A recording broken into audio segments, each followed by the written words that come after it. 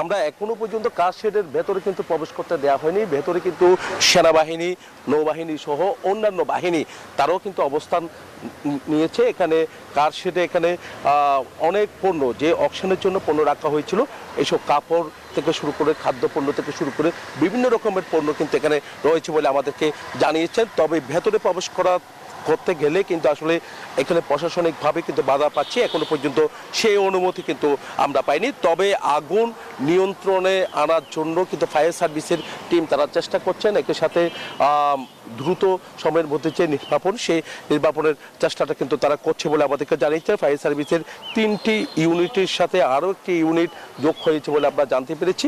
একই সাথে নৌবাহিনীর একটা টিমও কিন্তু সেখানে অবস্থান নিয়েছে। যেহেতু কাপড় থাকার কারণেই কিন্তু আসলে আগুন দ্রুত সময়ের মধ্যে নেবানো সম্ভব হচ্ছে না, যেগুলো এই কাপড়গুলো কিছুদিনের মধ্যে অকশনে তোলার কথা ছিল। একই সাথে খাদ্যপণ্য সবচেয়ে বেশি এখানে রয়েছে। আমরা বন্দর কর্তৃপক্ষ থেকে যেমনটা জেনেছি, খাদ্যপণ্য এখানে ছিল।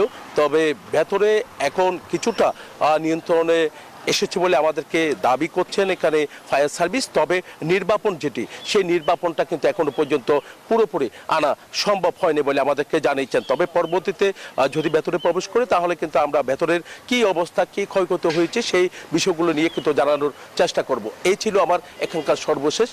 ফিরে যাচ্ছি স্টুডিওতে আপনার কাছে। জয়, ধন্যবাদ আপনাকে। প্রতি সপ্তাহে সর্বোচ্চ বার বিকাশ পেমেন্টে 50 জন হবেন পেমেন্ট চ্যাম্পিয়ন। জিতে নিন টিভি সহ আকর্ষণীয় সব প্রাইজ।